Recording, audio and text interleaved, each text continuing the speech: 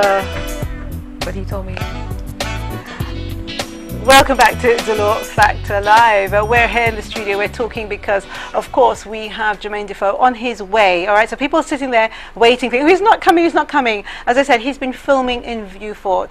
He's been doing something which is really important for St Lucia, something that's going to help us to help our children. And also, I want him to come to break the other news, the things that he wants to do in St Lucia. So he is on his way, and you will see him before we leave tonight, all being well. But back on set with me now is Thea Harvey, and we have been discussing the winners and some of the prizes that they received, and those two there were just many, so many more like that. And I have to say that there were more substantive than the things that we received for the Mother's Day and the things that we spoke about for the most romantic couple, you know, apart from the winner for the most romantic couple, that was awesome too.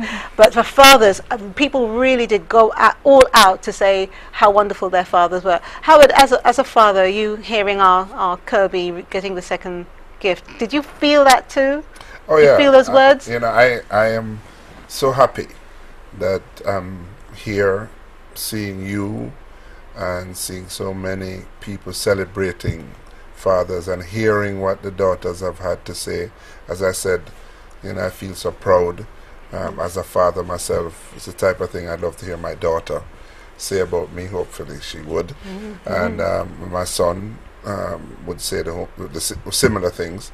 It's just great. You mentioned, you sort of hinted at it earlier. There's this ongoing debate as to whether or not mothers are more celebrated than fathers, and that Father's Day really is somewhat secondary to in terms of treatment to Mother's Day.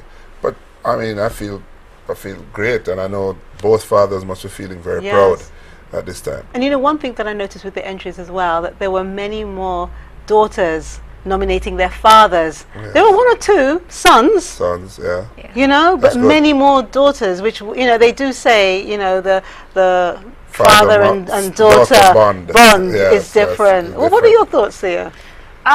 In terms of what we received, yeah, I definitely think so. I definitely think we received a lot more substantive responses this time around. But I think it's because generally there's so many bad things that people have to say about men, and men being fathers, they don't take care of their kids, they're not there, they just want to give them money. And I think people are beginning to recognize, and it's something that I've been saying for maybe about 2 years now, you see more fathers doing more things with their kids now. Fathers want their children. In my case, and I have 2 kids, and I think with their father, he doesn't need me. I've made them. My work is done. He wants them right through. He takes care of them, and he's one of the most awesome fathers that I know. My dad is very good as well, but I am blessed to have a very good man for we are very, very lucky. I mean, I can say the same thing about my father. He's been with me through everything, and I'm very fortunate and lucky. But I do want to share some thoughts for the fathers who want to be with their children and cannot. For whatever reasons. Some of them are spiteful reasons, and I get really annoyed with women who do not allow the fathers to see their children because they have issues with the fathers. That is so selfish. Yes. I think that if you see that father is not a good role model to your child, granted, I understand that, but some children really want to be with their fathers, and mothers won't allow it. And there's some time that can never be recouped. When you lose that when you create that distance between father and child, it's gone, and it's gone forever. It's true. It's true. But it can go either way, because a child may end up hating this father that they never knew, or they may turn around and hate the mother and say, why did you keep me away from this person? I wanted to know who my father is. Who is this person? I never got a chance to be to have a family. So it can go either way. And also, I want to repeat something that I said when we were looking at Mother's Day. If there are any children out there who haven't spoken to their fathers for many years, for whatever reasons, just stop it. Stop it. Okay? Be the bigger person. And if you are a father who hasn't spoken to your child, come on.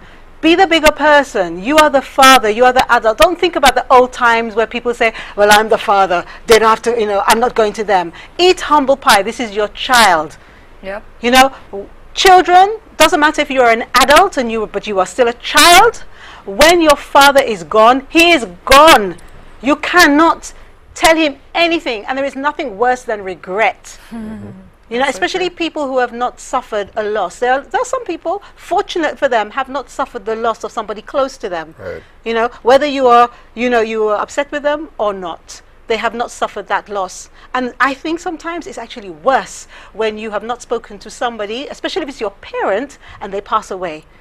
Because you will never know how they felt. You will never know. And sometimes it's miscommunications, And sometimes people don't talk to their parents because somebody else said something. Or whatever rubbish and stupidness it is. Him say, she say, them say type of thing. I agreed. I think that's one of the few types of relationships I personally feel that I have to be humbled by. I mean, at the end of the day, you're right. My parents, you have to maintain some sort of a relationship with your parents, I believe. They're the ones who brought you into the world, especially if they were around, or especially, like you say, if they're interested in being a part of your life. I think I don't understand how people go and stop talking to their mothers and their fathers, and they think it's okay. Oh, I'm fed up. I've had it. That's it. I don't believe that. I think that's the one humbling relationship you should have. Go back to your parents. Yeah, no, it's true. I mean, you're never, you are a child, and you're always going to be a child no matter how old you are. And some fathers, they have to work for a living. It's not that they don't want to be with you. Some fathers have to travel. Some fathers have a career that they're serving the nation. All right? And then your argument there as a child could be, well, you're serving the nation, you prefer your nations or your career. Because I'm sure fathers would get that. You prefer your career than you prefer being with us. But how else is your father going to support you? So it's a very difficult thing. So if you're an adult out there who thinks, well, my father was always working, he didn't have time for me, I'm not going to make time for him. Maybe you should find out the real story. Don't just think about, what your mother told you about him, or what your uncle told you about him, or your aunt or whatever. Get the story firsthand and make that decision for yourself. I mean, you might see him and think, well, you know what, everyone was right about you, but at least you've done it. I just cannot enforce to you. I have listened to people who call the show, who call us at the office and tell us about their regret of losing something or somebody, and Thea, who's here, she will tell you Dolor Factor Live serves as a directory. If people want to know if there's traffic, they'll call Dolor Factor Live office. Which doctor to go to? They'll call us. Thank you. We are like a directory. I'm thinking, hey. And likewise, when they have personal issues, they will call us. I got one today asking, what's happening for Father's Day? I need to write a story. Oh, too late. So instead of calling us and then what can I do and what can Thea do, the only thing we can do is recommend or refer a counselor, because we can listen, but we can't give you any advice. So if you're sitting there thinking about your father, whether he's in St Lucia, whether he is abroad, surprise him, give him a call. And no matter how hard some men are, they're very soft at heart, they're very soft. They're very soft, aren't they? Very soft. And whether or not you're in St Lucia like I am, when my children are in Jamaica, when I'm on Father's Day, I think you said something earlier, and tying it into the whole sporting concept. The reality is, for most of us involved in sport, whether at the professional level or the level of you being a volunteer, you spend a lot of time away from your family. Spend a lot of time away from your children.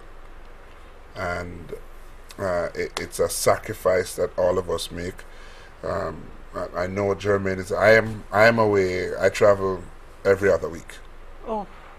I mean, the last 6 weeks I've been to Africa, been around the Caribbean, I've been to London, and you travel a lot, and you're not with your kids. Now, fortunately, technology allows you to be in a lot more contact. So one of the things I say to my friends who have children, there's really no reason for you not to be in contact or communicating with your kids, even when you're away from them. Because you do have Skype, and you do have BBM, and you do have text and telephone and email. You have a number of ways that didn't exist, 20, 30 years ago. And I like to remind people of that the internet just started in 1980, and it's really just the 80s. So the point I'm making here is, even if you can't physically be with your children, just make sure you communicate. At least give them, my children can call me anytime, anywhere, for whatever reason that they need to. Because it's that important. Has there been a moment in your life, being a father, when you really wanted to be with them and you just couldn't get there? Yes. Do you think that they truly understood that you really wanted to be there? And how does that feel? My daughter didn't understand at the time, but she understood eventually. Yeah, and I cried. Yeah. I cried, and she did too. And we cried again when we got together. Wow. My dad, when I got married, couldn't make it for my wedding.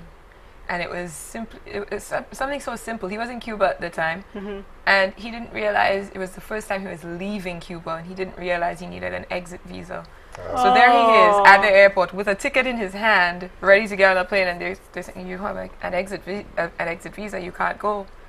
They refused to let him out of the country. So that must have been horrible. My mom was like, see, I've never heard him like this. He was so disappointed. He was really, really, really upset by it.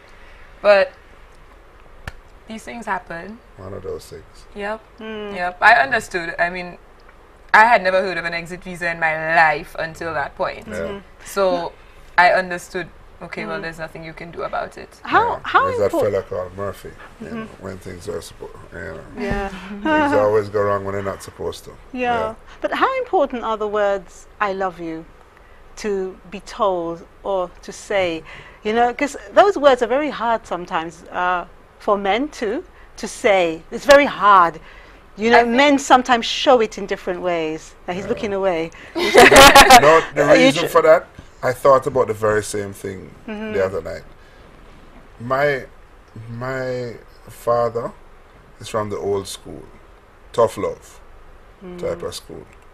I can't remember him saying, "I love you" to It's me. the same thing with me. Same thing with me. And I think I see the difference in my kids. Oh yeah. When I see the difference in how my siblings and I grew up and how my kids are growing up, they're so much more involved.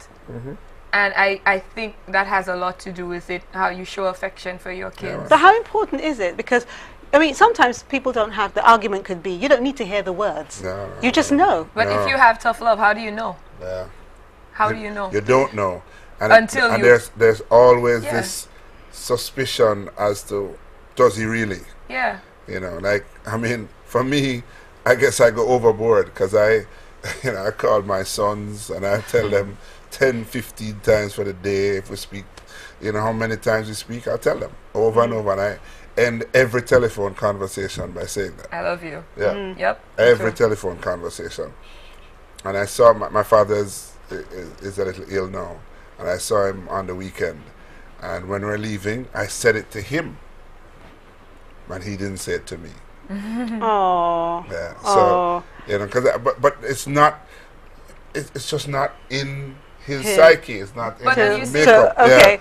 All right. To be that expressive. Well, thank you for sharing those very personal, intimate moments with me and with our nation. We're going to take a break, and when we come back, we're going to choose tonight's winners. So see you soon.